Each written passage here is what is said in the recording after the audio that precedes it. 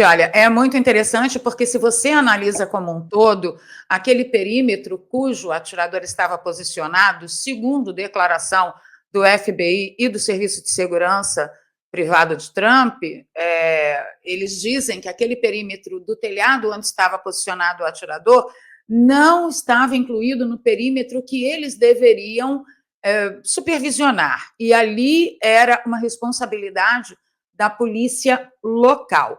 Outro sim, tem 2 detalhes que acabaram saindo nas redes. Primeiro, que a diretora do serviço secreto agora, ela está no cargo desde 2022 e ela deu uma declaração muito interessante algum tempo atrás, dizendo que ela está dando mais chances à diversidade, inclusive mais chances para as mulheres estarem em posição de destaque no serviço secreto. E se você vê no meu perfil do X, tem algumas imagens de uma agente feminina no serviço secreto, ali no entorno de Donald Trump, logo após o ocorrido, que simplesmente não acertava colocar a arma no próprio coldre. Ela tentou, acho que mais 5, 6 vezes. Você vê nitidamente que é uma agente de estatura muito mais baixa que Donald Trump, o que isso, pelos serviços, é desaconselhado, porque ela não consegue protegê-lo, tá? Ela bate mais ou menos aqui em Donald Trump. E uma outra informação interessante é que os agentes destacados ali para o corpo a corpo com Trump, eles eram agentes temporários, porque parece que Joe Biden cortou verbas do serviço secreto para agentes do serviço secreto. Então, nós temos ali uma série de notificações, de red flags, né, de bandeiras vermelhas, que nos mostram que a coisa não estava muito bem, pelo menos com o destacamento de serviço de Donald Trump, e a equipe de Trump também declarou que eles pediram inúmeras vezes que se aumentasse o efetivo, né, de agentes, mas que essa solicitação havia sido negada. Além do que, aí entra, né, a axologia, nosso chapéu de alumínio, nossa experiência, o histórico, né, de tentativas sem êxito e tentativas com êxito de extermínio lá dos presidentes dos Estados Unidos, né? Então a gente sempre termina com o seguinte resultado: quando se tem êxito, era um lobo solitário, agiu sozinho, nunca tem ninguém por trás desse lobo solitário, porque ali são 2 pareceres, né?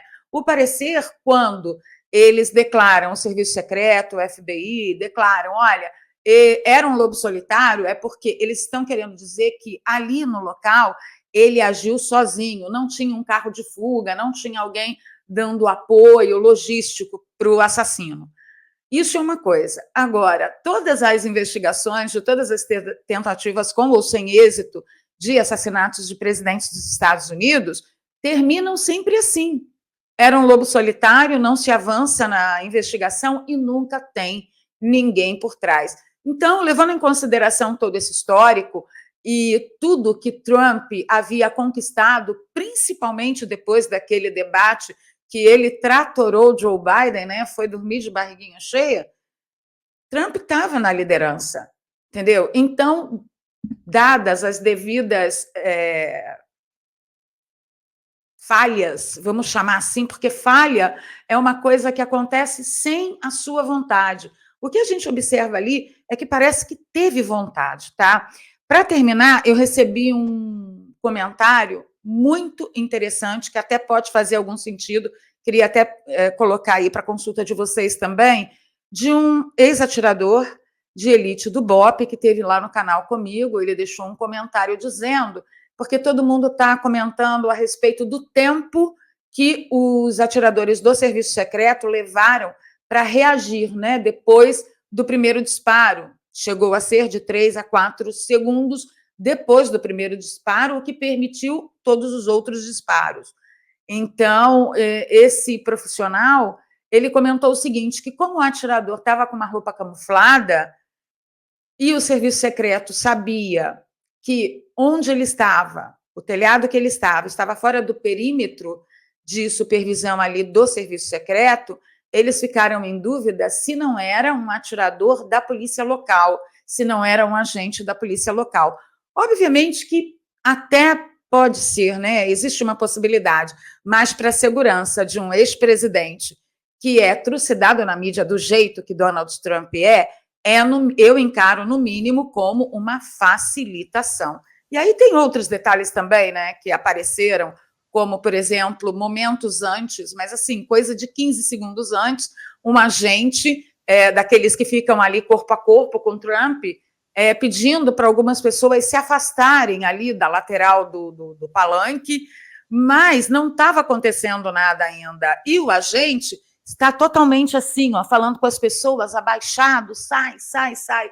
Mas ainda não tinha acontecido o primeiro disparo. Então, são eventos que, no mínimo, nos deixam cheios de dúvidas, né, Berenice? Com certeza, Valéria, é o que a gente fica se perguntando, né? Seria possível esse homem ter acesso àquele telhado sem nenhum tipo de facilitação?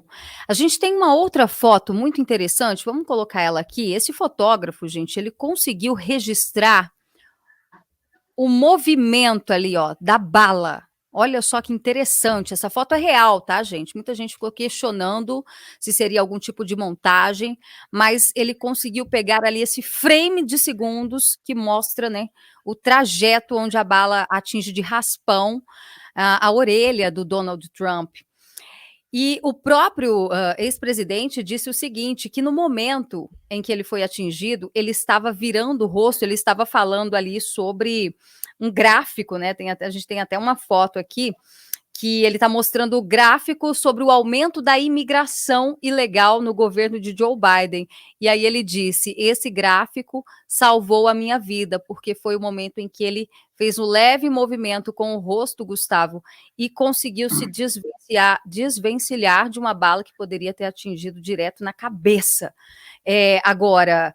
são vários questionamentos, muito bem colocado a opinião desse atirador de elite que falou com a Valéria, mas a gente também quer te ouvir quais são suas ponderações em relação a tudo isso que aconteceu. Pois é, centímetros que salvaram, centímetros não, talvez milímetros, né, que salvaram a vida dele, assim como milímetros salvaram a vida do ex-presidente Bolsonaro, né, tem várias semelhanças, inclusive, né, nesses casos. Começando por isso que a Valéria trouxe, né, que o atirador do BOPE comentou, eu não ouvi falar, mas é possível, aí mostra mais uma falha ainda do serviço de segurança, porque permitiu que, aliás, a falha que é a primeira camada, a camada de comunicação, as forças de segurança têm que saber, olha, vai ter equipe X em tal lugar, equipe Y nesse lugar, nós vamos cuidar aqui desse perímetro mais próximo, e assim, é óbvio que aquilo ali deveria ser um perímetro que deveria ter sido varrido, porque ele estava relativamente próximo.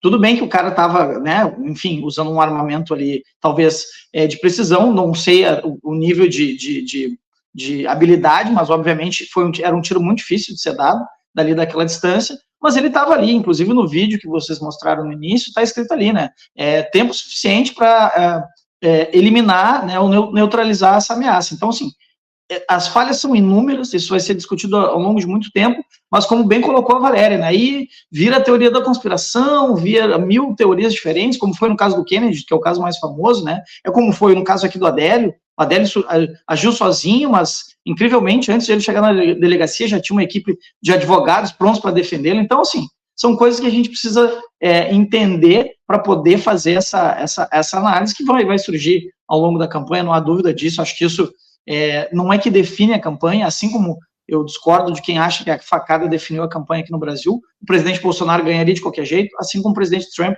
vai ganhar de qualquer forma lá nos Estados Unidos. O que acontece é que o presidente Trump já tem um projeto que está em andamento, chama Projeto 2025, que é chefiado pela Heritage Foundation, que eles querem simplesmente acabar com o deep state, ou seja, esse estamento burocrático que toma conta das instituições americanas, assim como toma conta aqui no Brasil, né? É algo, inclusive, que a gente poderia copiar para que...